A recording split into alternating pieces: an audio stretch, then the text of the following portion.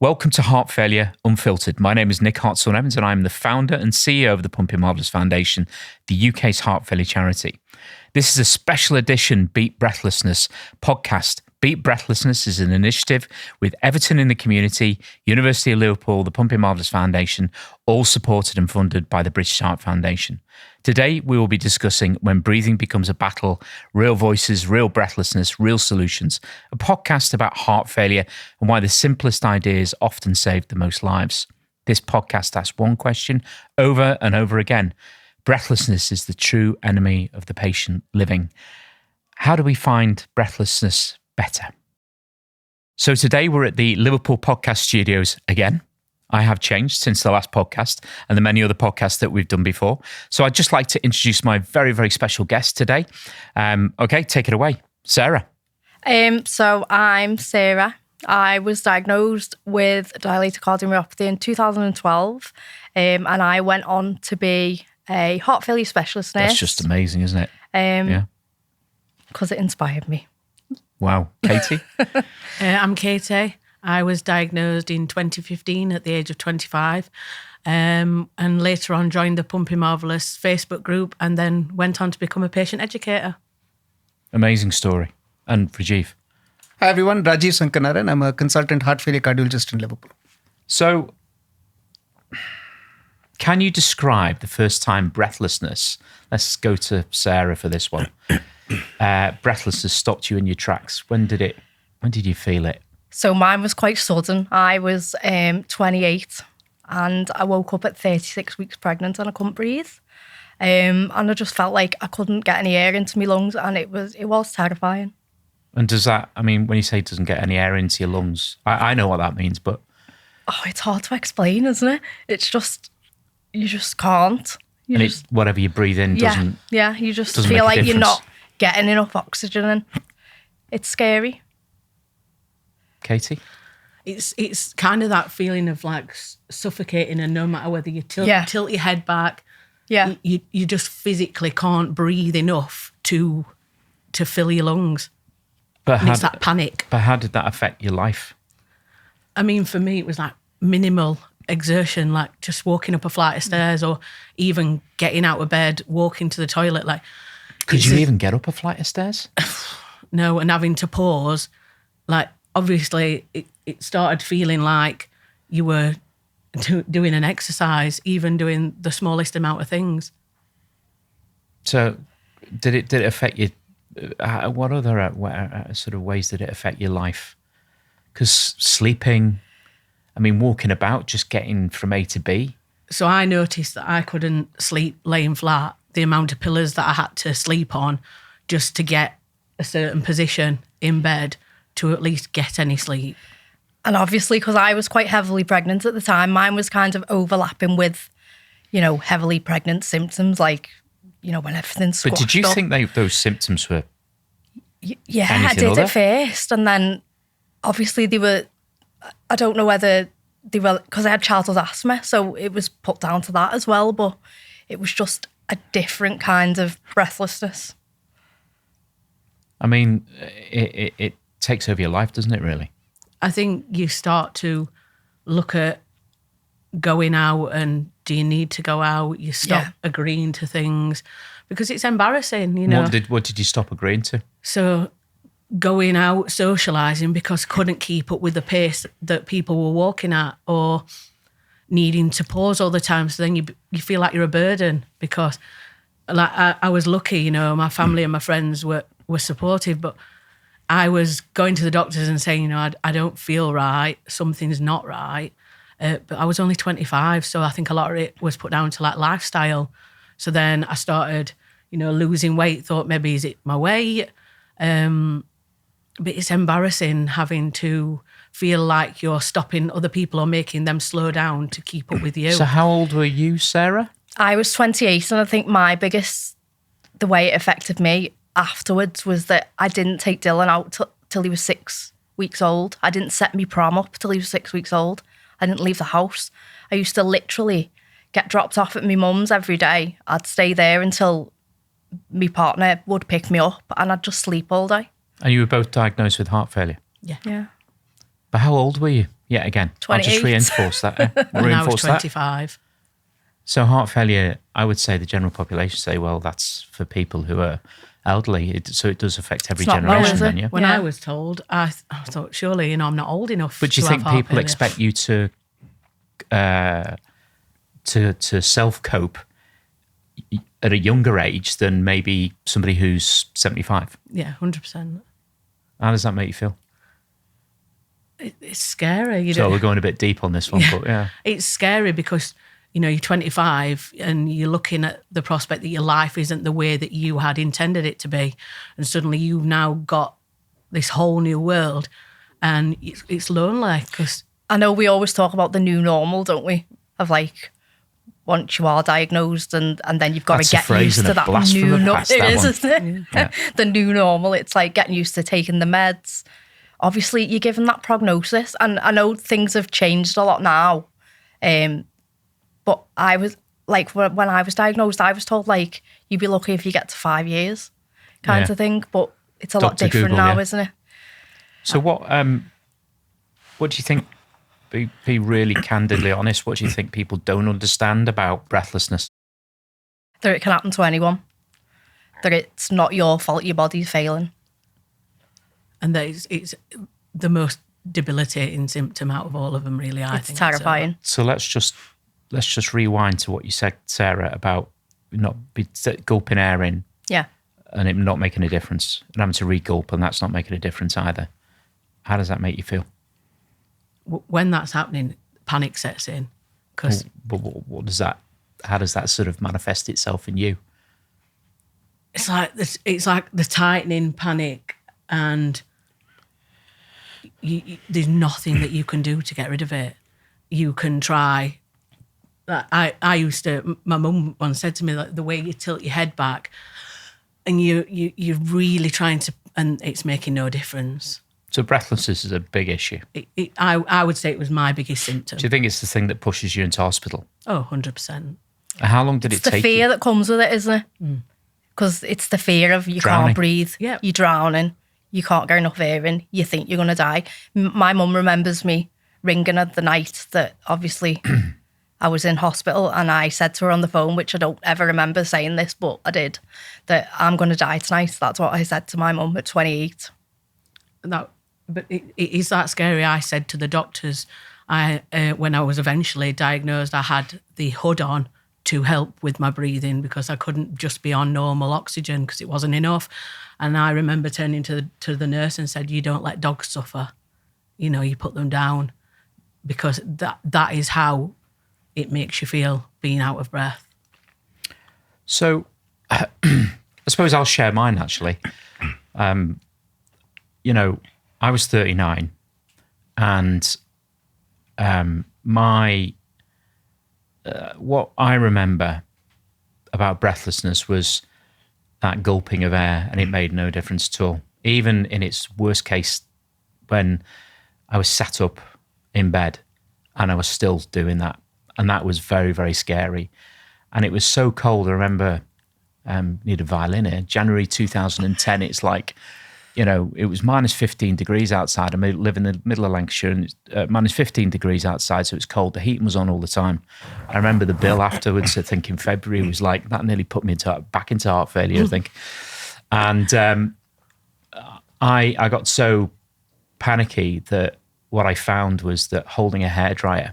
Yeah, I was just To about my to say, mouth. it's the little things that comes with it, like tying your shoelaces, doing your hair, brushing your teeth. But holding just a hairdryer, like mini actions the like heat that. of the hairdryer to your mouth, and forcing hot air into my lungs, and I still thought I had a flu cold or something. It just didn't dawn on me until it was that bad when the Domino's pizza. There are lots of other pizzas available, of course, but I had to have a Domino's pizza with full chili hit on it because I wasn't even hungry either because I'd got so much fluid rising. But the breathlessness was terrifying. And I got to the point at the hospital where I was admitted into CCU because I couldn't breathe. And I had to sit up with oxygen, ECG leads all over the place. And I had to sit up because I couldn't breathe. So breathlessness is terrifying. So, but when did you realise it wasn't just you being, or the atmosphere, what you live in, and the environment that you interact with? When did you realise it wasn't just that there was something seriously wrong? And how did you deal with it? I think I didn't really realise for a few weeks. And then when I booked a GP appointment, we kind of, went through all the infections sort of thing. Is it maybe my lifestyle? And I went away, and then I noticed that, this wasn't normal at all. I couldn't walk properly. I was getting in trouble at work for having a lot of time off, because I'd have time off, I'd come back, so I'd go off again, so you're hitting stages. So I'd go back to the GP, and we thought maybe it was a mental health thing. So we went on to antidepressants, and obviously that didn't have any positive effect. And then I thought, I know my body, I know that my lifestyle shouldn't be the things I'm doing, the simplest things like walking around a supermarket. I remember once I had to sit on the floor.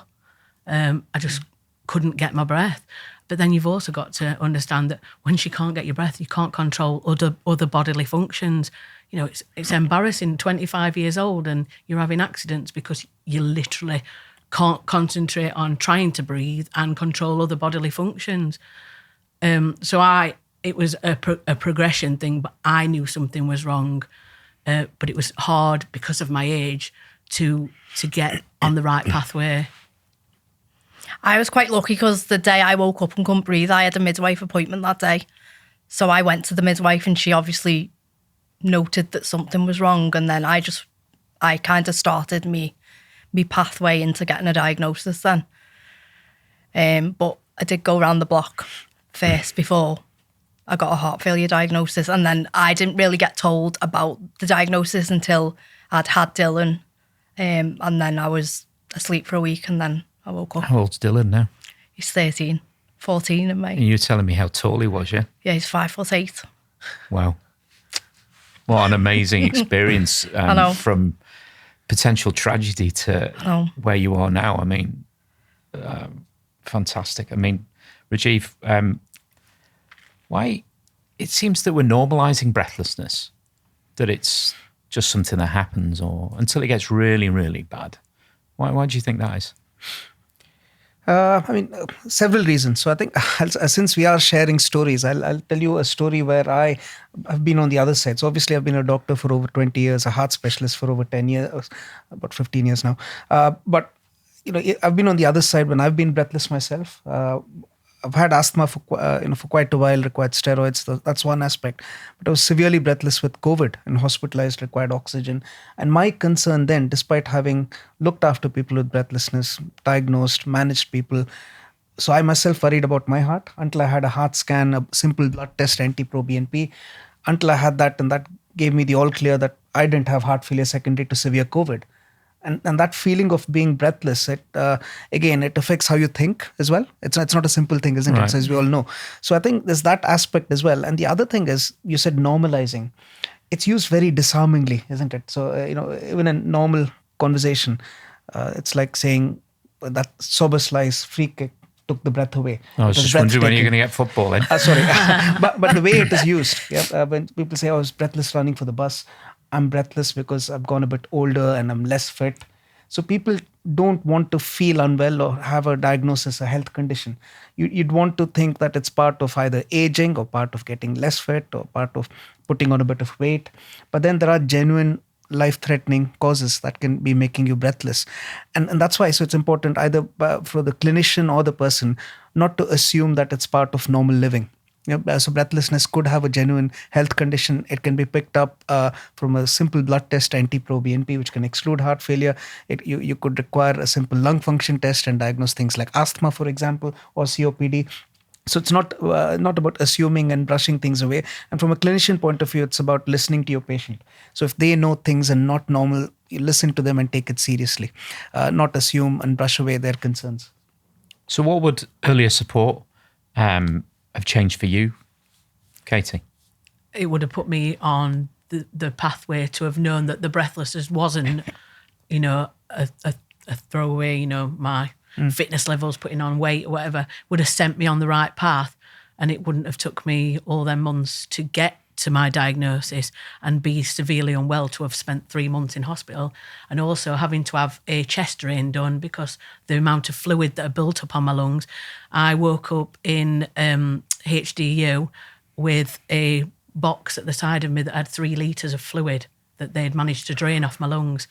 But it had caused me to have a respiratory arrest because when they positioned me to put the drain in, the lung crushed the other lung.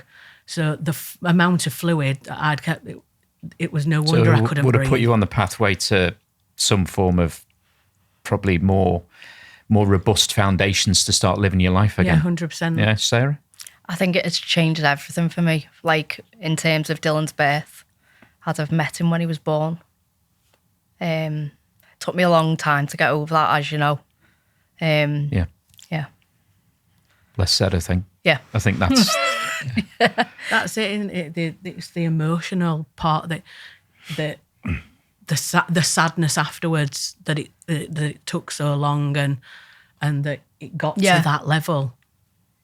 So getting a faster recognition, faster diagnosis, absolutely, faster treatment. Yeah. Yeah. So Rajiv, what's what are the sort of common things that hide behind breathlessness? Because it's a state, isn't it? Yeah, so the heart and lung conditions are the commonest causes, right? People can get breathless.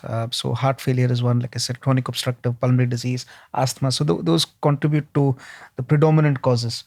And I think them being common, there are simple blood tests which can detect those as well. But I think if you look out for those as common causes, age, obviously, so, in terms of the heart conditions, you expect older people to have heart conditions, but it's not to say that young people can't. Indeed, I diagnosed someone who was 20 with heart failure over the weekend.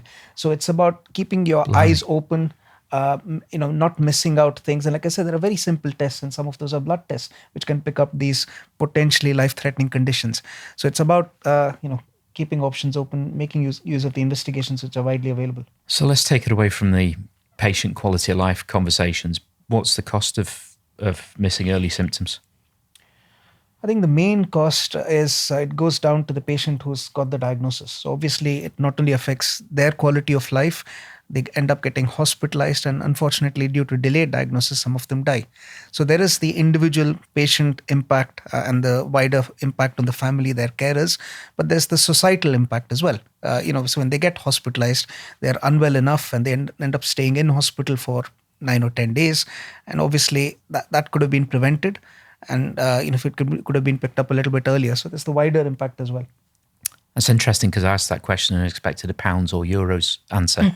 But actually, yet again, it's all about cost of impact to people who aren't getting their breathlessness picked up for whatever reason. And that nicely, can I use this segue? Segues into a closing question really around from everybody really, how can we empower patients to spot the red flags on their own? I think deep down you know your own body, you know when things aren't right. And if you go to the GP and you don't, get better with whatever has been offered, you keep going back and you fight for yourself. You know your body, you know what's right for you. You have to remember that GP, you are one of many patients, and if it takes you to just keep pushing for yourself, when you know that. So do you think that we've got? So let's let's talk about heart failure on that one. Do you think we've got so many problems with heart failure? We've got such poor initial presentation recognition, and that actually, if we could sort of help the population to better understand what the key symptoms are. Yeah. I mean, there are lots of symptoms, but the key stuff. I don't think that heart failure is spoke about enough. It's not got... Do you think COPD is and lung conditions, or is it the whole breathlessness thing? I think the whole breathless thing isn't as widely spoken about as because you see adverts. I think a lot of people just put up with it, don't they? Yeah. Like, they're breathless and they think, oh... So you like normalise it. Like, You know, I'm getting This old. is my new you normal. just put up with it, don't you? Until you can't put up with it. And then when you can't put up with it, you end up a critical emergency, basically. You probably move things around in your lifestyle because of the breathlessness until it gets to the point where you That's can't a do really that anymore. interesting way of looking at it, because I think you're right. That's why you need a public awareness campaign, the sort that Pumping Marvellous are doing for heart failure, for example. You need that sort of public awareness where, like, cancer is sort of in the public space, for example. Breathlessness, the causes of breathlessness, so that should also be in the arena where people know that it's not to be accepted as normal. What could be the potential treatable causes? It can be identified easily. So it's very important. I don't. I'll probably get shot down for this, but I don't know any area in the country that does as much in heart failure as Liverpool, the Liverpool City region and Merseyside, because there's just so much going on. You know, Everton in the community are doing great guns with the breathlessness hubs. We get involved because we want to work with people who actually want to make a difference, and they listen to what we say. The NHS, public health, everybody's on heart failure. It'd be interesting to do a survey in the future of, has it actually made a difference to the people living in the city region, so Merseyside, and benchmark that against another area in the country that maybe has another focus. Breathlessness isn't the only thing, is it? I mean, but I was going to say, about the amount of times you see heart failure or breathlessness on TV, is the amount of times you see cancer and dementia and Alzheimer's, and the outcomes of heart failure are all catching us up. They're catching this population up, and it's, what is it going to double in by 2040? 2040. Yeah. I mean, there's 1 million people. That means there's going to be, there's probably not far off, finger in the air, maybe 2 million people that have some form of dysfunction in their heart. Already we think there are about 400,000 people with undiagnosed heart failure in the UK. Wow. So, yeah. But imagine that if you said that about other conditions, it'd bring the government down. Yeah. So why? That's a question for people listening to this podcast. So I'd just like to say thank you very much for coming along, and see you soon. Thank you.